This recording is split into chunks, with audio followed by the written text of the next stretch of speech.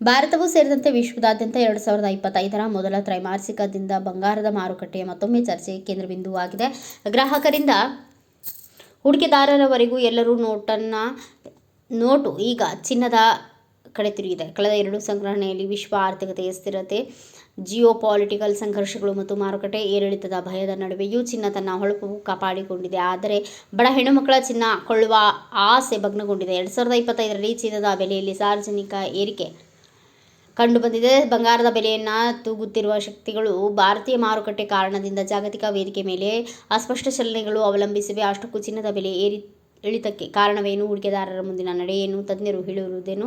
ಚಿನ್ನದ ದರ ಏರಿಳಿತವು ಮುಖ್ಯವಾಗಿ ಜಾಗತಿಕ ಆರ್ಥಿಕತೆ, ರಾಜಕೀಯ ಪರಿಸ್ಥಿತಿ ಮತ್ತು ಹೂಡಿಕೆದಾರರ ಮನೋಭಾವನೆಗಳ ಮೇಲೆ ಅವಲಂಬಿತವಾಗಿದೆ. ಭಾರತದ ಹೆಚ್ಚಿನ ಚಿನ್ನವನ್ನು ಆಮದು ಮಾಡಿಕೊಳ್ಳುವುದರಿಂದ ಭಾರತದಲ್ಲಿ ಚಿನ್ನದ ಬೆಲೆಗಳು ಜಾಗತಿಕ ಮಾರುಕಟ್ಟೆಗಳಿಂದ ಹೆಚ್ಚು ಪ್ರಭಾವಿತ. ಘಟನೆ ಕರೆನ್ಸಿ ವಿನಿಮಯ ದರ, ಯುಎಸ್ಡಿ ಹಣಕಾಸು ನೀತಿ ಮತ್ತು ದೇಶೀಯ ತೆರಿಗೆ ನಿಯಮಗಳಂತಹ ಪ್ರಮುಖ ಅಂಶಗಳು ಭಾರತೀಯ ಗ್ರಾಹಕರು ಪಡೆಯಲು ಅಂತಿಮ ಬೆಲೆಯ ಮೇಲೆ ನೇರ ಪರಿಣಾಮ ಬೀರುತ್ತಿದೆ.